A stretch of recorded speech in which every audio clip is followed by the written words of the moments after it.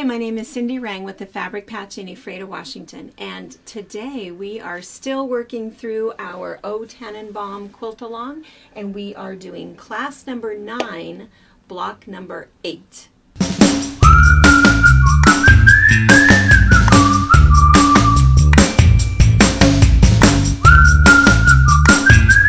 Alright, so this one is a little bit weird because we are doing the fusible web bows, but what's interesting about it is that the only thing we're really going to do is we're going to trace, iron, and cut, and then wait. Because what happens is, and we're going to show you up close, but we can't really fuse those bows down until we piece all of our presents together. So we've got our presents sitting next to our background, next to our stump, and then the bows are going to go on top of that. Fusible web is one of my favorite techniques because it is exactly what you want it to be. You end up tracing your picture, ironing it onto the wrong side of your fabric, cutting it out, and fusing it down. If you have a pattern, you can do anything you want to do. You can make it as elaborate as you want because it's all like little paper dolls almost, where you're cutting out those pieces. You might be layering them or having other little pieces. So there's a lot of different things that you can do with fusible web. If you've not done it before, you're in for a treat. So let's talk for a second about the products that you would use. So fusible web, there's lots of different products that will give you that. There is a Pellon product called Wonder Under. There's a Heat and Bond product. The thing with the Heat and Bond product is make sure that you do not get the no sew, because that's exactly what they mean. If you end up putting that on the back of it, then you can't get a sewing machine needle through it, because it's really meant more for craft projects. And what we're going to do is, once we've put our bows on top of our presents, we want to be able to either machine stitch through it to do a little decorative stitch around it, or at least long arm quilt through it. So I tend to always use Steam-A-Seam. It's just never fails me. It always works great. You can get it in either the regular or the light. You can do double stick or just single paper. It comes in lots of different styles. We sell it kind of by the yard like this, where you can get a whole big long piece if you want. Comes out like this. And then it also has just this little directions that kind of come with it. Or you can get it in a package that comes like this. Comes like this. And these packages, you can actually put them in the printer if you'd like to. If you don't want to be tracing, as long as you have it all on a sheet of paper, you can just run it right through the printer, which is kind of nice. And I think that there are 10 sheets in here. This is a little bit more expensive because they've cut it for you, but I just keep both on hand. I always have fusible web on hand. So for your fusible web, this is the one I'm going to be showing you. And I don't know if you can see this or not, but it has a grid on one side of it, and then it's just plain paper on the other side. It doesn't make any difference which side you use. They just do that for your benefit in case you need to measure something. That grid is measured 1 inch by 1 inch. So if you knew that you needed a specific size piece, it just makes it easy for you to use. The other thing that you're going to need is a pencil. It's easier to trace your pattern with a pencil because your paper is slightly almost waxed or plasticized a little bit, and so ink will skip on there, and you could actually end up transferring your ink from that paper to your fabric, which would be super bad. So I always just use a basic lead pencil. The other thing is that you want a pair of scissors.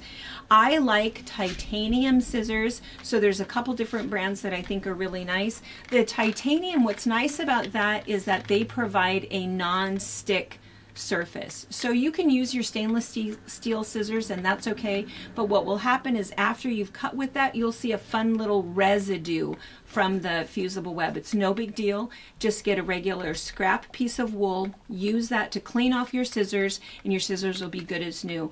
And in fact, if you don't have a scrap piece of wool, if you ever order from us at fabricpatch.net, down in the bottom on your little note section, just say, hey, can you toss in a piece of scrap wool? We're more than happy to do that for you. We keep it on hand all the time just as a giveaway. So these two scissors, they're extremely similar. They're made by Karen K. Buckley or Havells, and really the only difference is the grip strength, or the gripper. So I do tend to have some arthritis in my thumb, so I tend to like this one because it's just a little bigger handle. But other than that, it's basically the same idea because it's not only a titanium blade, but the other thing that these have with them is they have this little serrated blade. So instead of having just this nice sharp edge, there's these tiny little teeth. So it's really nice when you're cutting through wool, it'll kind of grab it, and it's really nice when you're cutting through something that's a little bit slippery, like paper. So that's why they're always my go-to scissors. Either one are fantastic. They're both about the same price. It's just the grip that's a little bit different. All right, two more quick little things just so that you know about this. One is iron clean. We'll talk about this a little bit more when we're doing class number 10, we're putting them down. But if something bad happens and when you're transferring your fusible web to the back of your fabric, if you end up getting a little bit of sticky stuff on your iron, it's going to be difficult to come off unless you have your little iron clean. We've demonstrated these multiple times in other classes, but you get, it's very affordable. This is a couple dollars. What is it? $4. For $4 you get, is it 10 or 20? It's a million. It's 10 sheets. 10 sheets in here. But the funny thing is, one package is enough for you and 3 of your quilting friends. It looks like a dryer sheet. It is not a dryer sheet. It just looks like one. But what it is it's this little piece of fabric, almost like an interfacing, that is specially permeated with the stuff that will clean your iron. So if something happens and you get some goo on your iron, all you have to do, so if you have something nasty on your iron, this one happens to be relatively clean, but what will happen is you just want to make sure that your iron is hot. You take this little edge, and I just put it on the edge of my pressing mat, and then I just take my iron and I just run it along the side. You'll see a little bit of smoke. I don't know if you see that in the camera or not. There is a little bit of an aroma, but it's not a bad, nasty chemical aroma. It's fine. And then what it does is it just cleans that off. And then usually I have a little paper towel nearby, and then I'll just kind of run it on that paper towel just to clean that up, and I'm good to go. And it has everything clean. The reason that one package of iron clean will work for multiple people is that you can see that there where I've used it, I don't know if you can tell, there's just a funny little edge. That's all I used to clean that iron. If I have a particularly gummy iron, I might use about 1 inch because I might do it a couple different times. But the rest of this sheet still has all of that chemical still on it. All I'm going to do is fold this back up, put it back in the package, and I'm good to go again. What you don't want to do is you don't want to somehow fold this up and think that you're going to scrub an iron with that, because it's only going to work if your iron is hot, and no matter what, this is not going to protect your fingers from that iron. So that's how you use it, is just on the edge. And I always keep my iron clean just right underneath my pressing mat so that it's always right there ready to go just in case, because there's nothing worse than transferring something gummy and nasty to the right side of your fabric when you're pressing. The other thing that it's nice to have is a pressing sheet. Some of our other fusible web classes, you'll see us demonstrate this, and it works great. There's lots of different styles. This one is a bigger one, a little bit heavier duty. This one works great also. The whole idea is that it's a Teflon sheet, so that if I put that down and I'm ironing on top of that, if my fusible web is hanging over the edge just a little bit, it's not going to get down on top of my my ironing mat. It will end up getting on top of my Teflon sheet, and I can just kind of peel it off. So it's a nice thing to have. You really won't need it for this project. You don't need it for many projects, but it's just something that's nice to have around. And again, I don't have a very large one, but I just keep it in the same place, just right underneath my ironing mat, so that it's ready to go whenever I need it. All right, so let's go ahead and get started. Let's look here at our pattern. Here is our bow template right here with our block 8. And you'll see that next week when we go ahead and put everything together, this is where those bows are going to go. They're going to go on top of all of our presents, but what has to happen is we have to piece all of those presents in there first, so they'll come afterwards. So you can count and see that you're going to need 1, 2, 3, 4, 5, 6, 7, 8. And if you'd like to, you could even put a 9th bow on there if you'd like. So I have all of my little, my bow pieces here, whatever colors you've decided to use. Maybe you've decided to do something kind of bright, so pick all of those out.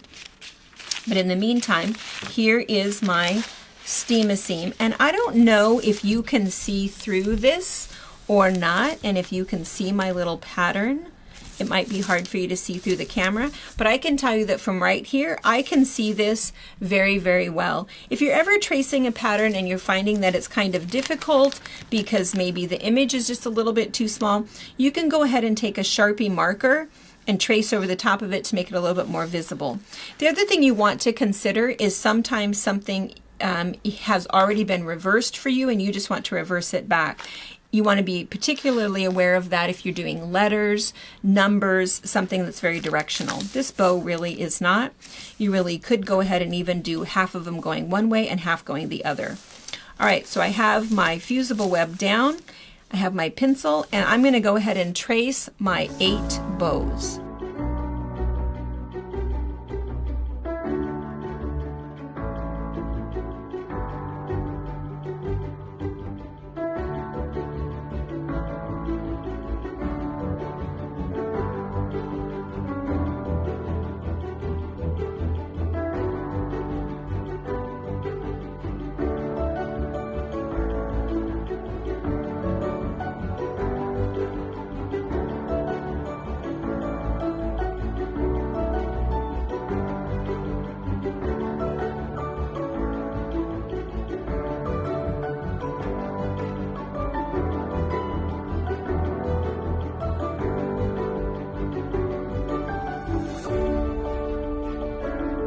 All right, so there's 8. Now, you may or may not have noticed that I might have been perfect and I might not be perfect. It's not going to matter. What's going to happen is this part of the paper is going to come off, and if I want to adjust a line while I'm cutting, I can do that, and I'll show you that. The other thing is if you're doing some sort of an image that has multiple pieces, you can always write whatever you want to in terms of numbering something. We did a fairly thorough video called Fusible Applique Tips and Tricks. We'll link that below, and it'll show you some of the other fancier things that you can do with Fusible Web. Right now what I'm going to do is I'm going to grab my scissors and I'm going to rough cut this out. Okay, so all I'm going to do is rough cut, and if you don't know what rough cut means, it just means you really don't want to cut on the line, and not because of time, but because you really don't want to. You want to go ahead and just cut off, roughly cut that image out, cut off any of that excess, just because you really don't need to be messing with it. And then, and I'm going to do that with all of those, and then on the wrong side of my bow fabric, ooh, I'm going to pick this one. On the wrong side, I'm going to take this off. And I want to show you, and we show this in the other video, that when you pull this off, you want to make sure that the Fusible Web product, I'm just going to show that to you, you want to make sure that it's on your pattern side, not your waste paper side. Does that make sense? Every once in a while somebody will pull this off and say, gosh, my Fusible Web didn't work. And it's because all of this stuff was, all of this right here, which is what makes it sticky, was on this piece that they threw away. So I'm going to throw this away, and I'm going to take this sticky part, put it on the wrong side of my fabric bow, and I'm going to iron this down. And all I'm going to do is just press this down. If you read in the directions, it's funny that they say you have to wash your fabric first, and that you have to use steam when you're doing that. Neither of those things are true. The reason that they want you to wash your fabric first is because if you have a lot of sizing or starch or finish, you might find that the fusible web doesn't stick very well. But as a quilter, not a crafter, when we're stitching, I mean, if you're crafting, you will want to follow that. But if you're quilting, you're going to stitch this down anyway, so it doesn't really make any difference. The other thing is the steam is really not necessary because, again, we are absolutely going to stitch all of this down. We don't have to worry about that. The reason that I tend to not use steam with fusible web or paper piecing is because it creates this funny little warp with the paper. So I tend to not do that. And again, I think we talk about this a little bit more when we talk about tips and tricks. All right, that's been fused to the back side. Now what I'm going to do is find my scissors again. And I'm going to cut this out on the line. And if I feel like I didn't trace this very well, this is my opportunity to fix all of that with my cutting.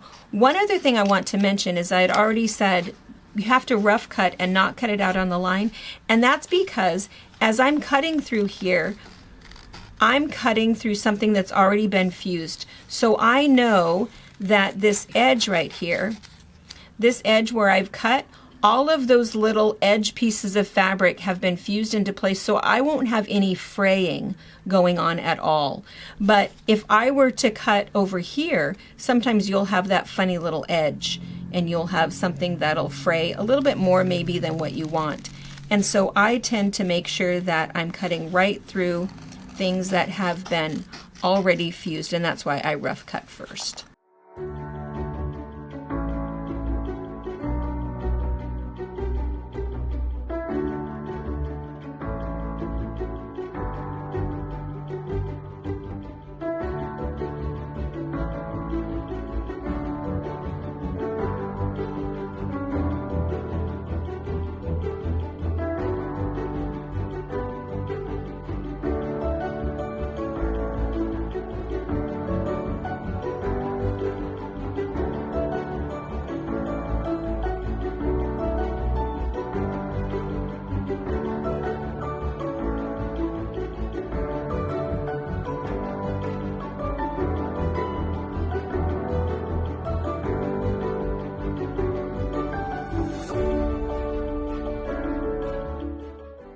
All right, there's my bow. So if I were done with this, what I would do is peel off this back side, which provides me this nice, sticky little piece. So what would happen is I would peel this off, stick this down to wherever it goes, press it down, and I'm done. But again, we're not going to finish this until next week. So for right now, go ahead and decide what you want your bows to look like, and you're going to cut out at least 8 bows, and I'll see you next week. Thank you for watching our video. We invite you to leave a comment, hit the like button, or better yet, subscribe to our channel so you never miss an episode. You can also visit our Instagram, Twitter, Facebook, or Pinterest pages, or find all of those things and our online store at fabricpatch.net.